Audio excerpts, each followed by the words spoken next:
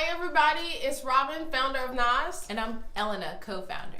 And today we're going to actually come to you talking about how to keep your integrity while under pressure. Yes, so stay tuned because you don't want to miss it.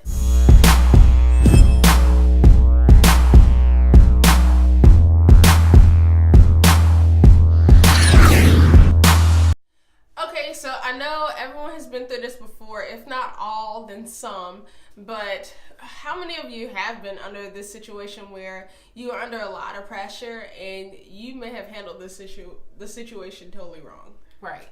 So one thing that we definitely want to stress is that you need to listen to understand. Yes. You have to actually listen to that person to see their perspective of where they're coming from and what they're trying to say. It's so important to, when you're in a conversation with a person and the moment is very heated and it's very hostile, you have to make sure that you are actually listening and understanding the other person's point of view or perspective so that you can be able to understand how they're feeling in the moment.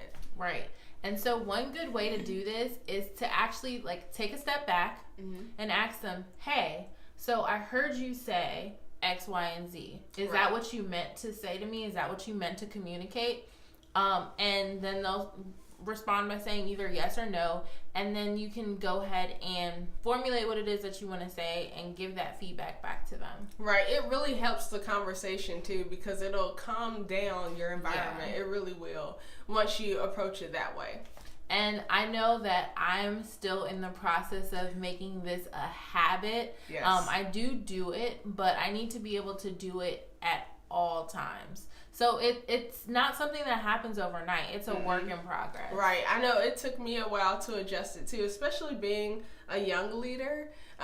We run into situations where we're always being tested. We're always being provoked to act out of our character. So that's why it's really important for us to learn these key tools in order to learn how to communicate with someone while we're under the stress that we're in that moment. So the other thing is, don't react, respond. Right. You do not want to sit there and while you're listening to the person, you're just like, okay, I am ready to go off on them, and as soon as they say something wrong to me, I'm just going to go off. You can't do that in the situation where you're communicating with someone under pressure.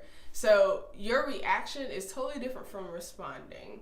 And when it comes to reacting in the situation, you have to, that's why we talked about listening and understanding first. You have to listen, understand, not listen to react. And so it's important to, while going back and forth with the person, you are formulating a response. And like Elena said earlier, you are sitting there and talking to them. You're saying, hey, so this is what you said. This is what you were trying to get to me, or the point across to me. Is this what you meant? Right. That's why it's so important to respond versus reacting. And so the biggest difference I feel like between responding and reacting is reacting comes out of the emotions. It comes from inside. Exactly. It's based on what they said makes you feel.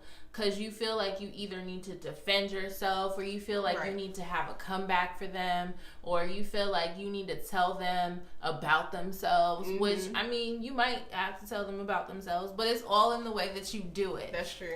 You don't want to do it in anger. You always want to do and communicate in love.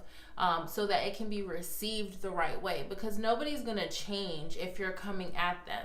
And it might be something that they actually really need to work on, but they're not going to receive that if you're bombarding them with negativity, with insults, and stuff that makes them feel not good on the inside. Exactly. And you have to remember, as a leader, as a young leader, you're always being watched too. Yes. And so you never know who's watching you and who may be listening into how you react to situations or respond to situations. So it's very important that you really learn. And what I've learned, I don't know if you've gone through this yourself, but what I've learned for me is, if I don't pass the test the first time, I'm going to keep repeating it until I get it right. So that's what we say. It takes time. It's not going to happen overnight, but Practice makes perfect, and you're gonna end up getting it eventually. Yeah. And if you haven't gone through this, just hold tight, because life will bring the situation to you where you end up going through a situation like this. Right.